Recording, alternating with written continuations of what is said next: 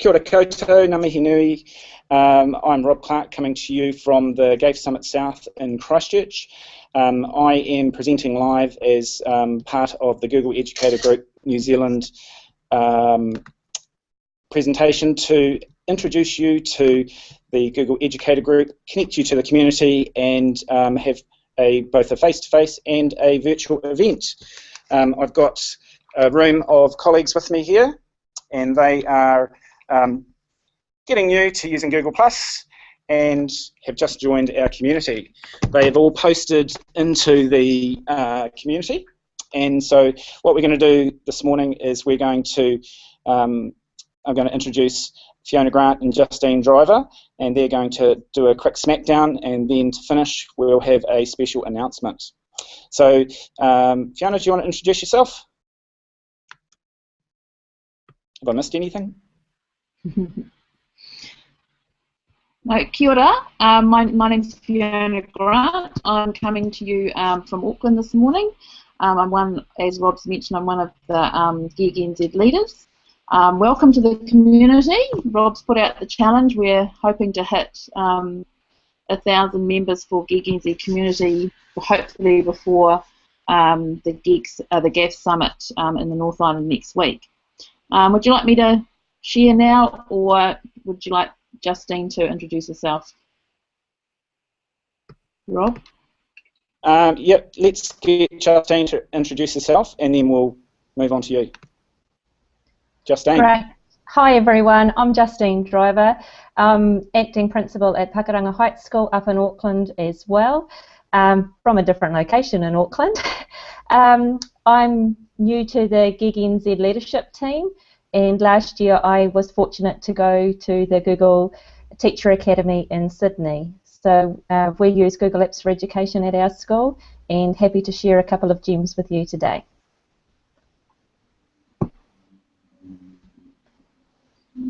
Rob.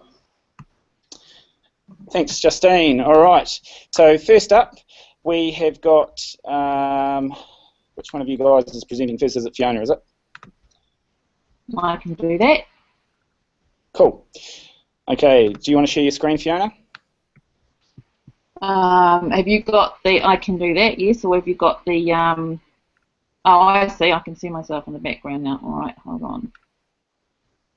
Oh, yeah. Actually, it's probably not a good idea that I share my screen at the moment because I've got about 50 million windows open. Yeah, okay. You want to just bring it up? Yeah, okay. I'm looking at the agenda, and let's go with Justine first. Yeah, because okay. she's first up, and it's just me. I'll shut down some stuff. Cool. Justine? Rob, can I get you to share the screen? Can you do it from your end, please? Yeah. I can.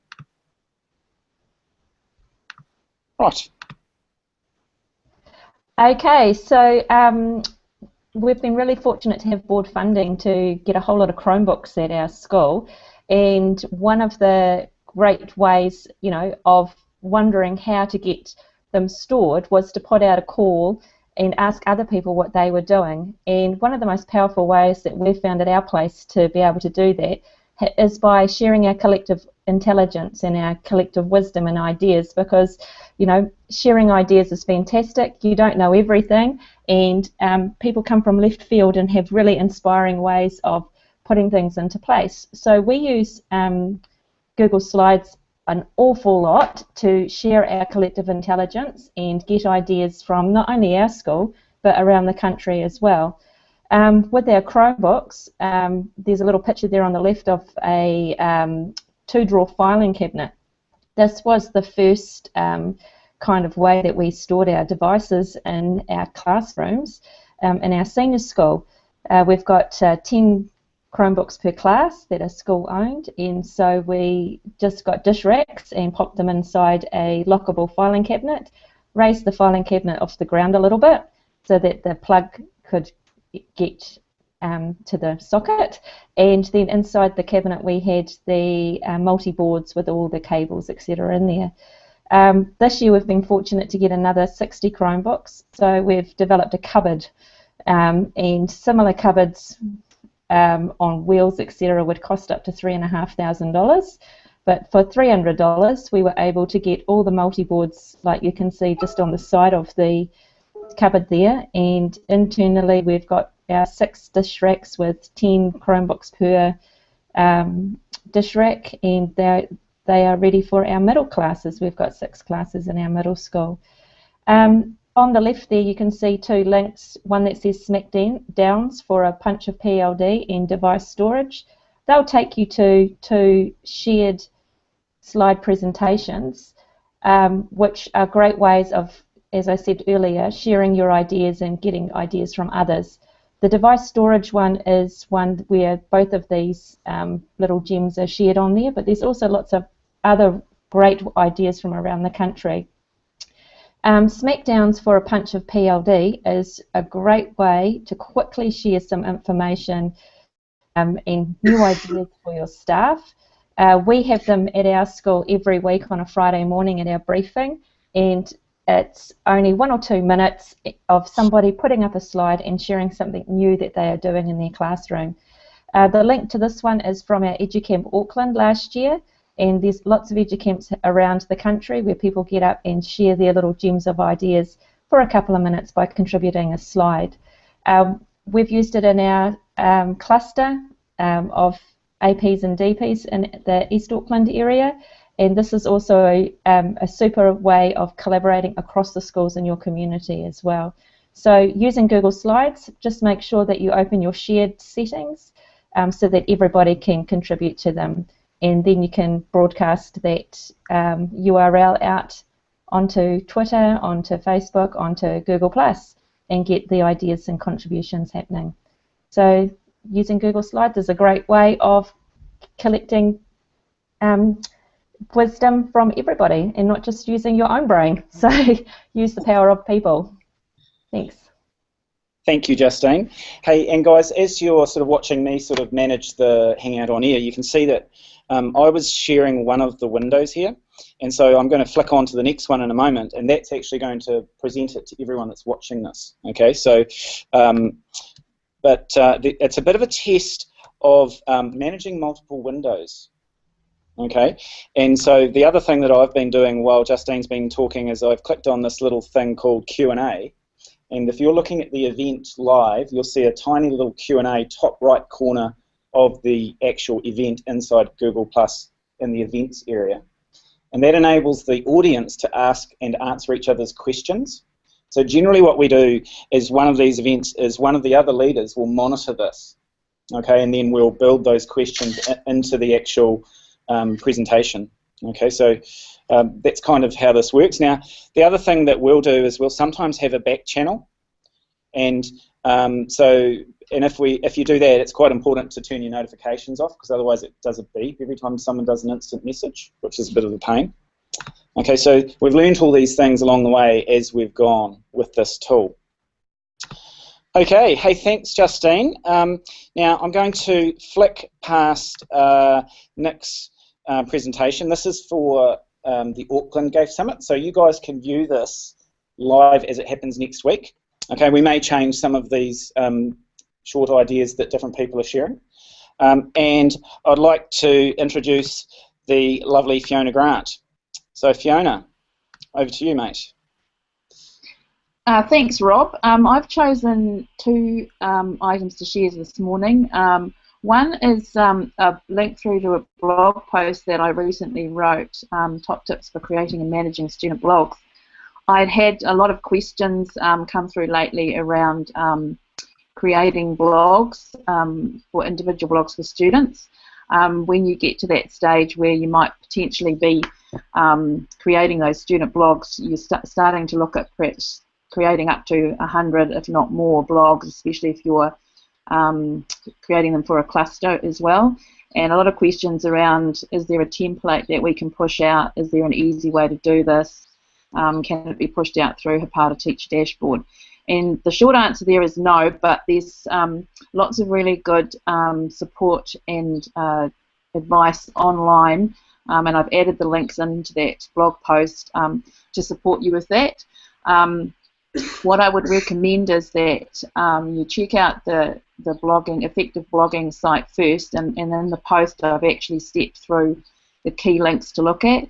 That gives you a breakdown of how to prepare before you create the blog. So if you get your preparation right, you can actually end up creating a blog for a student in a little under a couple of minutes, and it makes it quite seamless and easy to also manage after that as well, especially if you get students who are changing classes and also schools. Probably some of the other things that I've added into that blog post as well are some recommendations if you're managing that for your school, and also if you're a facilitator and managing that over multiple schools, some tips there for how you can organise that, make it a lot easier and painless as well.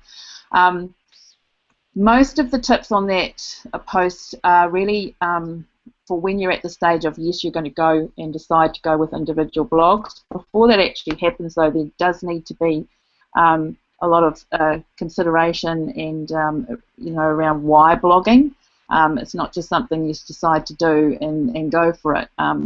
For us at Manaikalani, the value of blogging for our schools is that it empowers our learners to establish an authentic audience for their learning outcomes, and it also plays a critical part in our Learn, Create, Share pedagogy, as well as a component of our CyberSmart curriculum, which we teach to all our students. So that CyberSmart curriculum is really supported really well through the blogging, and I think the longer I've been teaching and using the CyberSmart curriculum, the more I've appreciated how useful and valuable having individual student blogs is. The second is just a little quick fun activity that you can use with Google Maps. The example on the slide today will link you through to a recent event at one of our EduCamps in Auckland. Using a Google form, you can collect your data in and then really quickly take that data and have it displayed on a Google map in a matter of seconds. So for this example, I asked participants to enter a few details and answer a question on a Google form as they arrived, and then I was able to copy and paste that data quickly into a piece of software, and it translates into a map. There's lots of potential, I think, here too if you're using Google Maps in the classroom and being able to collect in all different kinds of data around learning and different topics that you're exploring. Thanks, Rob. That's me. Well done. Thank you, Fiona. Thank you, Fiona. Okay, so can you guys mute your mics? I think we're getting feedback. Here we go. Right, now, next thing that we want to look at is there's a wee challenge for you guys here. Okay, so the challenge for you is to collect a badge. Aren't you lucky you get to get a badge? Now, you've already partway got there. Now, the challenge that we're putting to all of you today and over the next couple of days, but particularly if you can try and get it done today, that would be great, is to support 3 of your colleagues to join the GEG community. Okay, I reckon we should be able to get up to 1,000 people by the end of the summit or the end of this week. Okay, so there'll be people that you know that are not here, that you know you'll be able to get onto Google Plus and to join this community. It's a really worthwhile place to be. It's very dynamic, and it's not controlled by any particular entity. It's done by volunteers for educators by educators. Okay. Now, I'd like you please to tag their names into a post and post it to the Kia ora category inside the GEG community. Is that cool? Okay. Now, the other thing that you may do, which is something that we want to encourage more of, is to share stuff that you're learning. Okay, and I think that the belief behind that is that the more we share our learning, the more we give it away, the better it gets. Okay, and certainly those of us that have been involved in presenting to our colleagues over the years, you know, it's taken our journeys to other places that we never thought. Okay, share stuff that you're learning, share your problems with technology, and I guarantee you'll find a lot of motivated and helpful people and very talented people inside this community. And as a bonus, why not try and get your principal and/or leadership team on board. Okay, now the last thing, which is a date for your diary, is we'd like to announce the Google Educator Group New Zealand Student Summit. Okay, so the Student Summit is a free event, and it's going to happen in Auckland on the 12th of August. It's led by students for students. Okay, so we need your help to encourage your colleagues and groups of kids to take part in this. Okay, now, given that it's in Auckland, not everyone will be able to attend. Okay, so what we're wanting to do is we want to encourage educators in other places and kids in other places to pitch a virtual event to be done by Google Hangout. Okay, so you can actually have a Hangout on air from inside your Google Apps for Education domain. Okay, and it can be recorded for posterity. And so what we will do is we're encouraging you to consider pitching some kind of an event where kids want to share something that they've learned or to teach other kids something. Okay, and you'll be supported by one of the GEG NZ leaders to, you know, get your head around how to do the Google Hangout on air. And it's going to be a really exciting event. We've already just received a few pitches already from around the country, so we're hoping to make this a real success. Now, Justine and Fiona, did you want to add to what I've just said?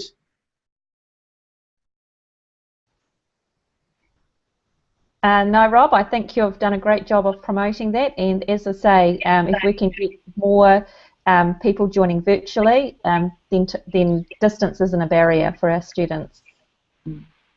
Okay, so what I'm going to do is I'm going to flick over to the site, and I'm just going to take you through the site just quickly.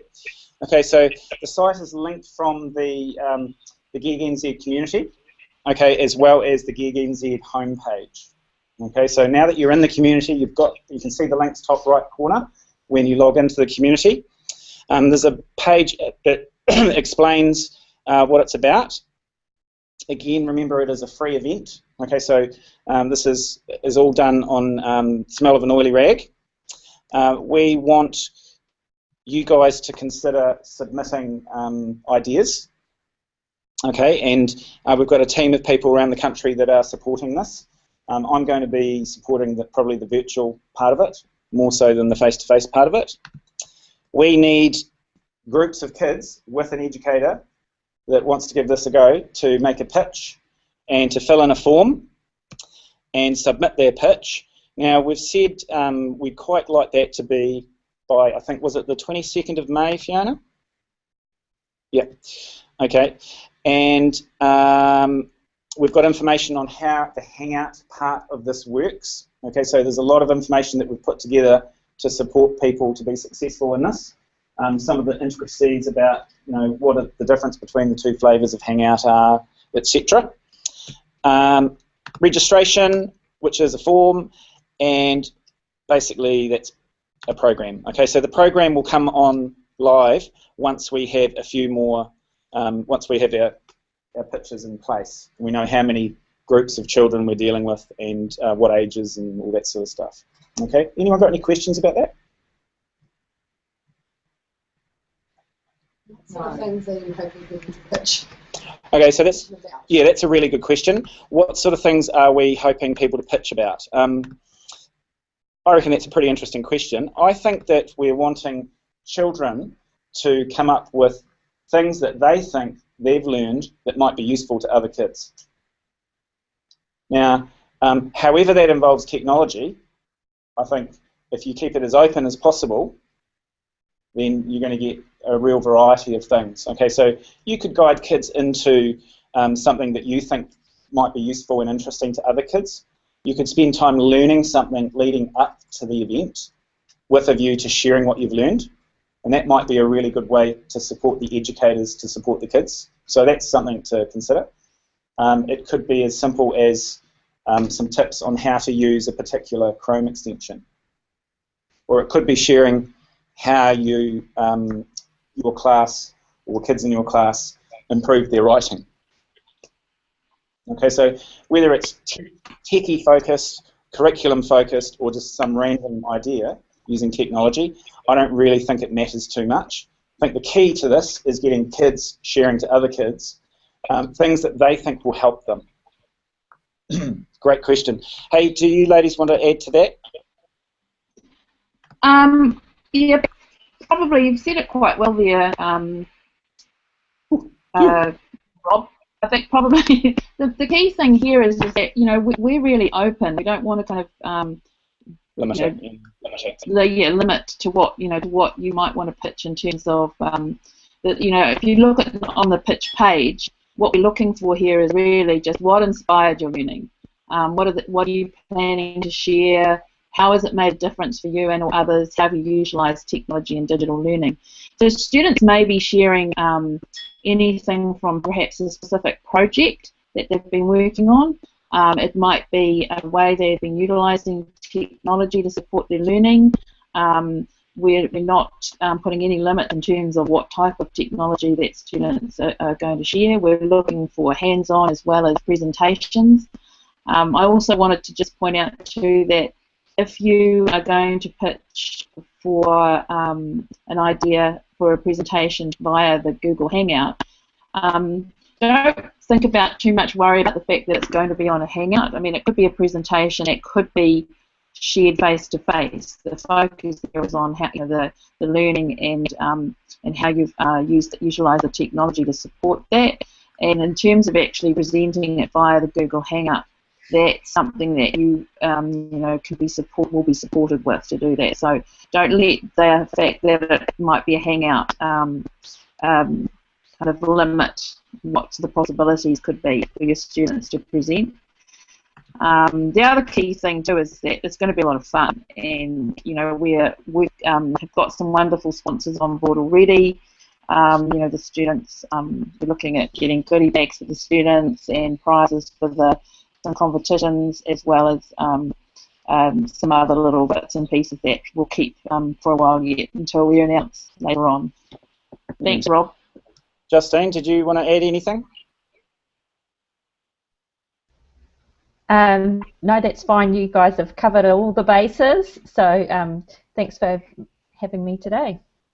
Yeah, thank you for your sharing.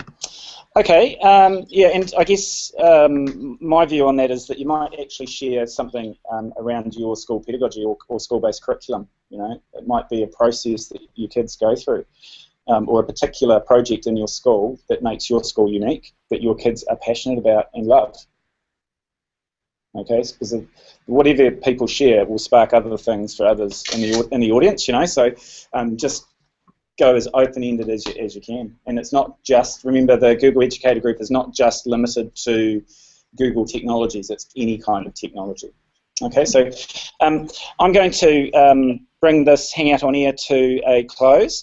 In checking the Q&A app, we haven't really promoted that this time. We haven't got any questions and answers other than the live ones from our lovely audience here at the GAfE Summit South.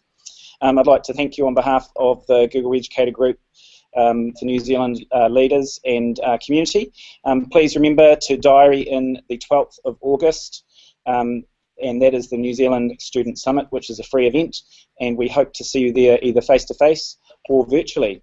I'm going to go offline now, and this presentation will be posted on the Google Educator Group NZ homepage in due course once it's streamed up through to YouTube. Hei kona. Ka kite anō. See you later. Right.